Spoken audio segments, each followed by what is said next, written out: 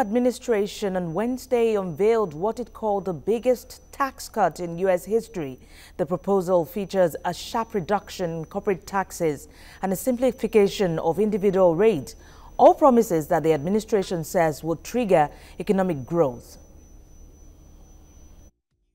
Treasury Secretary Stephen Mnuchin says the proposed tax cut would slash corporate taxes from 35% to 15% and include a one-time cut rate tax to induce companies to repatriate trillions of dollars of profits held overseas. Under the Trump plan, we will have a massive tax cut for businesses and massive tax reform and simplification. As the president said during the campaign, we will lower the business rate to 15%.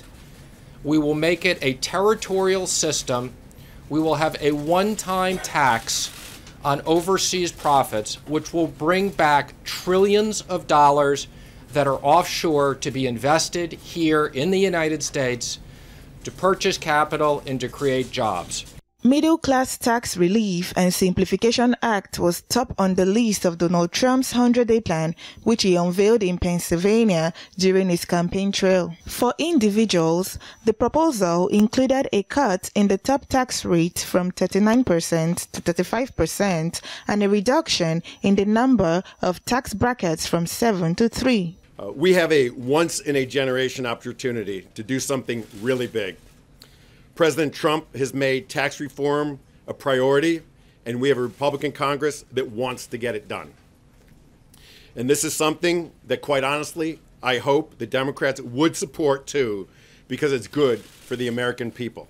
The White House says U.S. companies are laboring under a tax system that has not been updated since the 1980s. But Democrats are yet to declare their support for the tax cut, fueling speculations that the plan would have to be temporary, not more than 10 years. The announcement comes amid a continuing row over Trump's own taxes, with members of his own party asking for him to release his returns before pressing ahead with tax reforms. Critics of the Trump administration have slammed the proposed tax cuts, calling it a plan for the rich and a reckless plan for massive tax giveaways to corporations.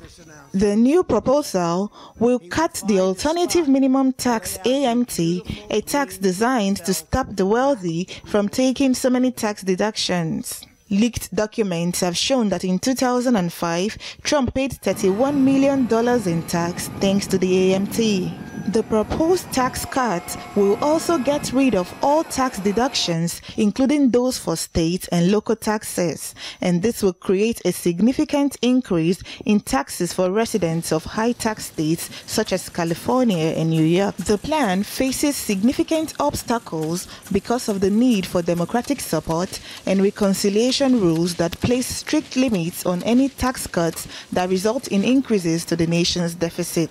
The U.S. already has a deficit of about $19 trillion, and a 20% point cut to corporate tax rates alone would add about $2.4 trillion to the nation's debt. Edith Atele, TVC News. Well, details of the tax plan had still been expected, but it comes as the Trump presidency counts down to its 100-day milestone. And joining me to discuss this latest and via Skype also is an economist from the United States, OKECHUKWU. Many thanks for your time, Professor OKECHUKWU. Thanks for having me. Yes, critics of the Trump administration have slammed this proposed tax cut, some calling it a plan for the rich and a reckless plan for massive tax giveaways for corporations. Now, what was your initial reaction when you got the news?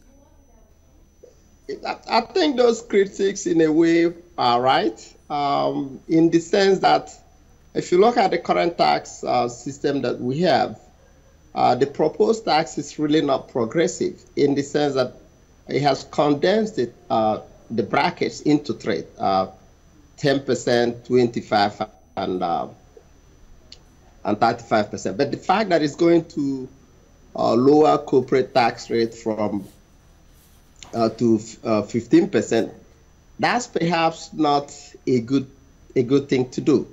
One, we have all kinds of programs that are being advocated that we're going to undertake in the next 2-3 years.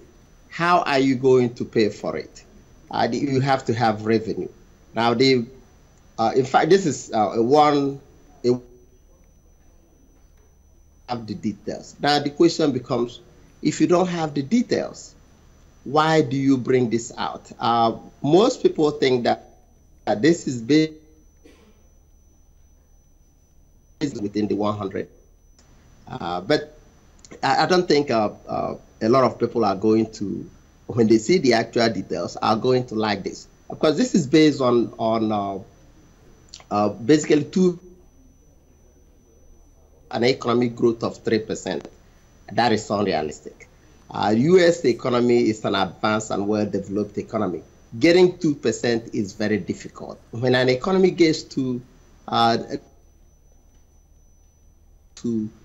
increase productivity to the point where you get more than 2%. In fact, getting 2% is that we are actually performing at the maximum base. So anything, and they're basing this on 3%. Now, the only realistic thing that they have that may actually spur growth is that there is now beginning to look like we have a clear-cut deregulation regime that is coming in. Yes, meaning Professor, that business.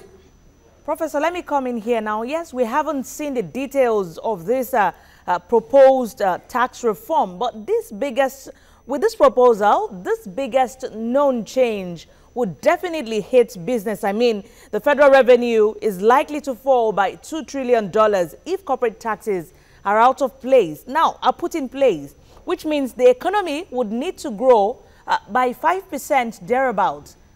What do you think the president is actually thinking, or what was he thinking while putting out this proposal? Well, that is where I was going. That it's unrealistic. There's no way we can get 5%. We can't even get 3%. The most we could make, if we are lucky, is about 2%. Now, having said that, the only thing that the administration has going for it is that stationing. In fact, the market has already discounted that whether we now have a clear-cut deregulation that is coming in. Therefore, businesses are now free to do all kinds of things that they want to do. Now, if you look carefully at this tax, it's going to add $700 billion annually, which is about $7 trillion or so dollars for the next 10 years. How are you going to pay for it? There's no plan to pay for it. So this is going to explode the debt. And I'm quite sure that a lot of you're also looking at what actually happened the last time we had a similar thing that is even lower during the Bush administration. We exploded the deficit. This is basically a deficit explosion 2.0. And we're talking the latest from the United States, talking about the Trump administration unveiling what it calls the biggest tax cut in U.S. history. The proposal features a sharp reduction in corporate taxes and a simplification of individual rates. I've been speaking with an economist from the United States, OKECHUKWU, ANYAMELE. All right, before we went on that break, you were talking about this tax cut, if put in place, of course, we'll see that the revenue will fall by $2 trillion. And you have said it's really, really unrealistic. But I'm so curious, and I'm wondering what Trump is thinking. How would a tax cut actually be paid for? Well, that is the problem that everyone is grappling with. Thing that at least is being speculated by Munchin, the Treasury Secretary, is that we're going to have at least 3% economic growth, and therefore that will be able to pay for it. That is not true. We're not going to have that for a long time. And if you look at the current economic situation, we have about 4.6% unemployment rate. How far? There is no doubt that the economy can still grow more, but you begin to find out that what will emerge is that we're going to have an inflationary economy, because when you pump in too much money into the economy without productivity, you are going to create inflation. And once this happens, you see that, well, you might be pumping up money, but mostly we end up consuming most of those things. Productivity is not going to go any. We're having audio issues. Professor OKECHUKWU, ANYAMELE, U.S. economist, we have to thank you so much for talking to us about the latest coming from the United States, talking about the proposed tax reform launched or unveiled by the Trump administration.